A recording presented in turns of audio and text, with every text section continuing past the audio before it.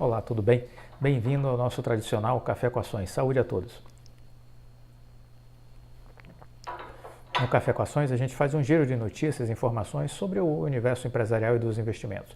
É importante separar o joio do trigo, afastar o ruído, o excesso de informações, muitas vezes desconexas, desencontradas, que só fazem perturbar a nossa concentração e o nosso foco, nosso planejamento. Eu começo o vídeo de hoje trazendo uma notícia que saiu no Estadão recentemente. Piora nos resultados da Oi Imóvel pode impactar acordo de venda de 16,5 bilhões. Então essa foi a notícia, foi a manchete. Faz sentido para você o que está sendo dito? Será que isso é factível? A notícia vem e, bum, parece uma bomba, né? O negócio pode estar ameaçado, a Oi poderá vender por menos do que 16,5 bilhões. Será que é isso mesmo? Será que isso é algo que me preocupe enquanto investidor? O que eu devo considerar? Como eu devo refletir sobre essas questões? Então, esses são os pontos para a gente dar uma desconstruída na matéria, né? Então, vamos lá.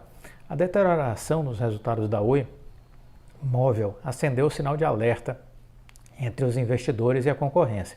Isso porque o acordo de venda da operadora formado para o consórcio, formado por Vivo, TIM, Claro, por 16,5 bilhões, prevê a manutenção do seu desempenho operacional e financeiro, até que a transação seja concluída. Caso contrário, o valor do negócio poderá ser revisto para baixo.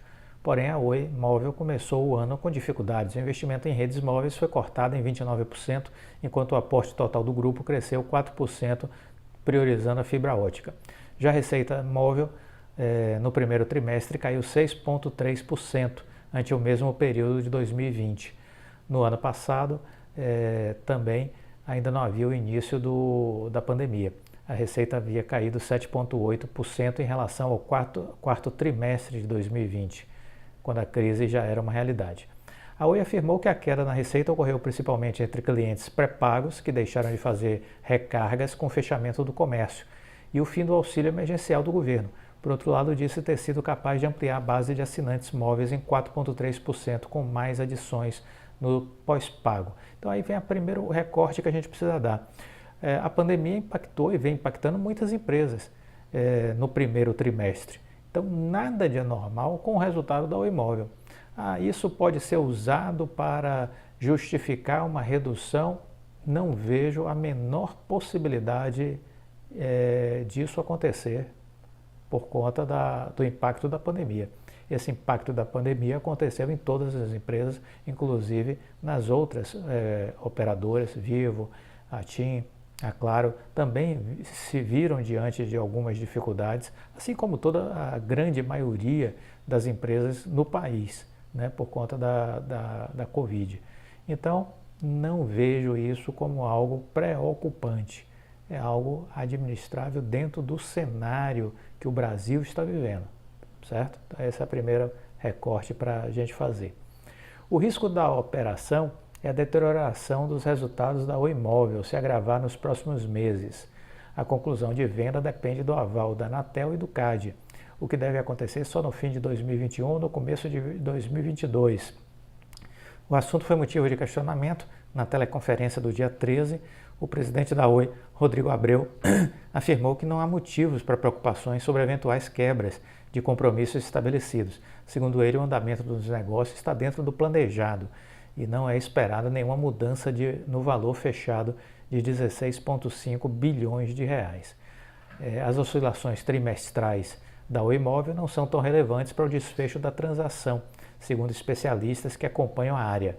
O acordo de venda abrange fundamentalmente a carteira de clientes, os espectros para trânsito dos sinais e as torres. São ativos fixos que não sofrem alteração por desempenho da Oi Móvel, Diante das dúvidas, investidores têm punido as ações da Oi, que estão em queda.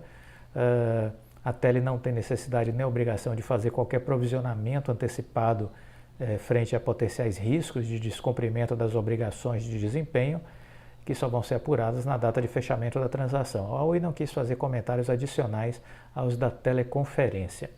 Então, aí vem a segunda parte da nossa análise, algum risco da desistência por parte de Vivo, Claro e TIM do negócio? De forma alguma, zero de possibilidade de risco. Por quê? Porque essas empresas estão juntas tentando evitar ao máximo, isso eu digo desde o ano passado no Viver de Renda, para quem me acompanha, estão tentando fazer ao máximo impedir a entrada de um novo concorrente que assuma essa posição da Oi. Então elas querem exatamente com a morte da Oi, a velha Oi, né, da Oi Celular, eles querem fatiar entre elas os seus ativos, os seus bens. É isso que eles estão, vamos dizer assim, imbuídos desse propósito e não vejo como menor chance, menor possibilidade uma desistência por conta dos compradores, né? Então, de novo, é uma situação muito confortável, acredito, para nós que estamos analisando a empresa, né? Do outro lado, elas pressionarem para um eventual desconto ou redução, não. Vamos lembrar que tem uma outra operadora, uma outra empresa que quis comprar, ofereceu 15,5 bi, que foi a Highline, e que está ali, né, vamos dizer assim, no gargarejo, esperando qualquer passo em falso no processo para dizer, opa, eu estou aqui, eu tenho interesse. Lembra que eu falei que tinha interesse? Então, eles estão aí, vamos dizer assim, com uma sombra, e essa sombra seguramente impede essas empresas de quererem fazer jogo duro ou qualquer coisa que o seja, né? Então, o que a gente entende é que as condições para a venda estão garantidas, estão asseguradas. A única coisa é a demora da Anatel e do CAD, o prazo médio de avaliação que a gente sabe que existe aí são de 330 dias. Então, contando, vamos dizer assim, do acolhimento da justiça com relação ao processo de venda no ano passado, né? Então a gente tem aí, agora em outubro, a gente teria o espaço-tempo de 12 meses, que a gente entende que já seria mais do que suficiente para que esses órgãos reguladores dessem o seu parecer. Eles atrelaram o parecer ao leilão do 5G, que está aí prometido a priori para julho, segundo o Ministério das Comunicações. Aguardemos, fiquemos de olho. O fundamental é que haja sim pressão da parte aí da Justiça, da parte do Ministério das Comunicações, para que essa coisa evolua com celeridade. Não podemos ficar postergando, procrastinando muito esse processo nesses órgãos reguladores, porque cada mês perdido pela Oi é um valor a mais na sua dívida. E aí estou falando da dívida velha, porque quem acompanhou os últimos vídeos no Viver de Renda, eu procurei dar ênfase, dar distinção ao que eu chamo de dívida nova e dívida velha. A Oi poderá estar contratando dívida nova, né? E essa dívida nova vai ser para a expansão de fibra e para os seus negócios. Essa dívida nova, ela é bem-vinda, é uma dívida boa, porque ela vai gerar receita. Então, é um endividamento positivo. Qual a dívida que não presta? A dívida velha. A dívida da velha Oi que ia falir. Então, essa dívida só faz queimar capital. Ela não gera R$1 de resultado positivo para a empresa. Ela só faz queimar capital. E como é que a gente elimina essa dívida velha?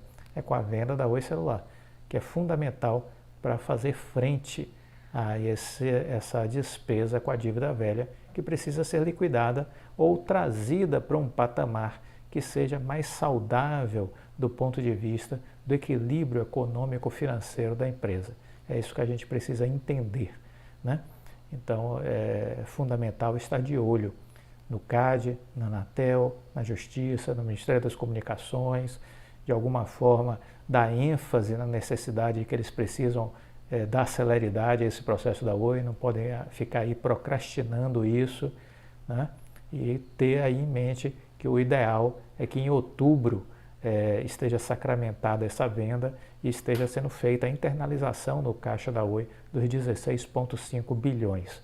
Eu acho que esse é o melhor dos mundos e é o mundo que a gente precisa desejar e, de alguma forma, criar expectativa e, de alguma maneira, também está evidenciando isso para que deixe de ser apenas uma expectativa, né, mas que possa ser uma realidade.